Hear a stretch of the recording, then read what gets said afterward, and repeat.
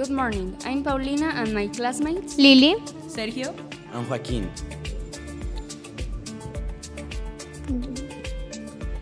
Hi, Paulina. Yes, we're going to talk about the main problems in Mexico, different forms of government to manipulate people, and the worst presidents in Mexico. Also, what is corruption? And finally, AMLO's government. Hi.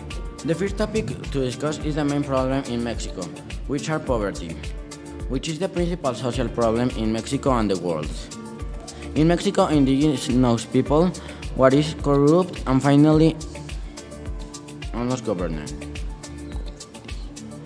The second is a crime. To the year 212, Chihuahua was the second city more violent in the world. In Mexico, the fight against the crime started in 206 in Felipe's Calderon government signs now.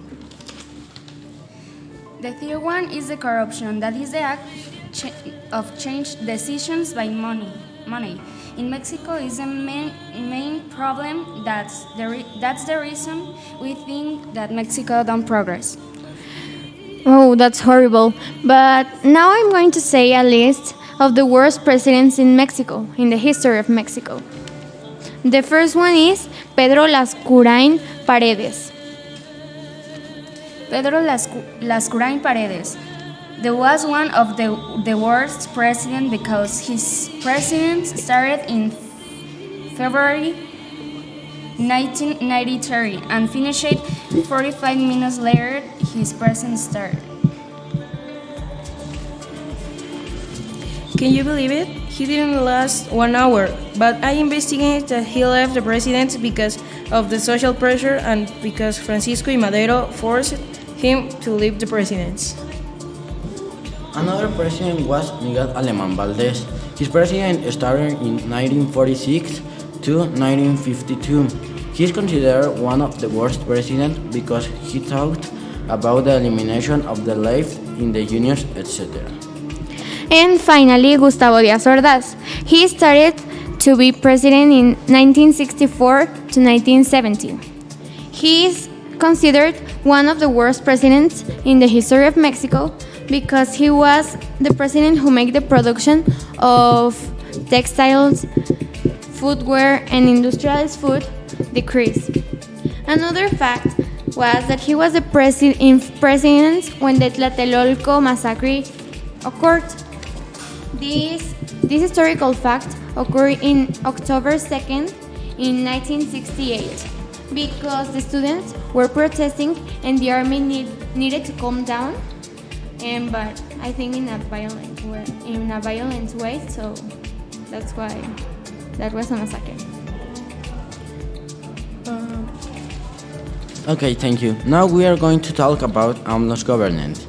In the 1970s, he joined to the Institutional Revolution Party, PRI, obtained the chair like external candidate of PRI in the election of 1976.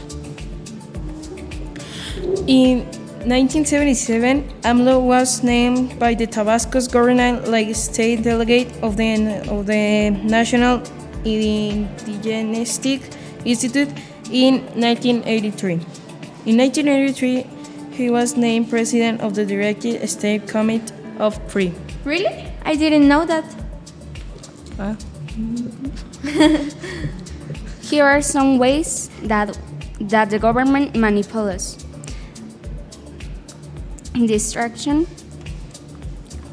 Gradually?